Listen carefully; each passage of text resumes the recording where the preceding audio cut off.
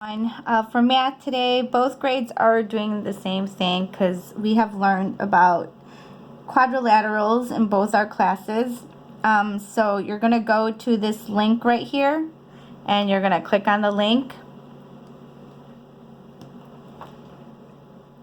And then it'll open up to this article on Scholastic called Sand Sculptor. So the first thing you need to do is read the article. So please read the article. Okay, you have to answer the math talk question. Where else do you see polygons in the sculptures pictured in this article? Make a list. As a class, you'll just be making a list by yourself. So look at the sculptures and where else do you see any polygons or anything? Remember, polygons are any type of shape.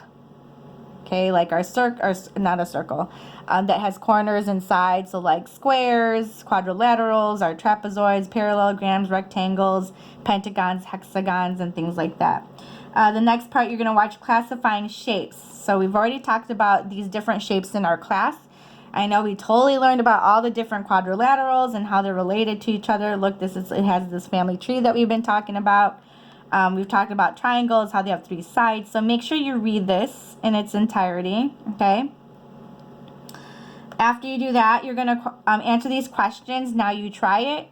Sue McGrew drew the sketch below for a sculpture of author Jules Verne. The red shape outlines one of the layered wooden forms she planned to fill with sand.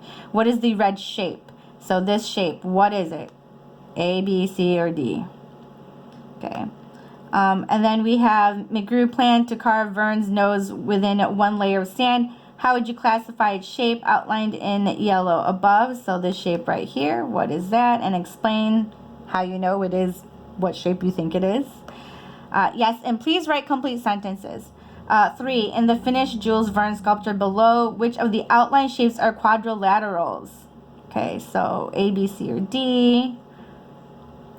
The Eiffel Tower is a famous landmark in Verne's home country of France. How would you classify the shape that forms the base of the tower? Outlined in purple above, explain how you know. So this shape right here, what is it and how do you know it is what shape it is? So remember our classifications, how we know what kind of quadrilateral a quadrilateral is, just like having right angles or having congruent lines or the same equal lines. Right here, continue the learning journey. I do want you to watch this video. You don't have to draw a diagram, but I do want you to answer this question. Okay, so what did you learn about how sand castles are constructed? You only have to answer that question right there. And then for the second part, you don't have to tally up the shapes, but I do want you to do this part. Look around your house. What shapes do you see? Write down several different objects and their shapes. So make sure you're answering complete sentences. And please share this on a Google Doc. So please share this on a Google Doc.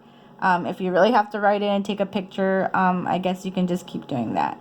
If you have any other questions, feel free to email me or watch this video again because I may have already answered it and you might have missed it.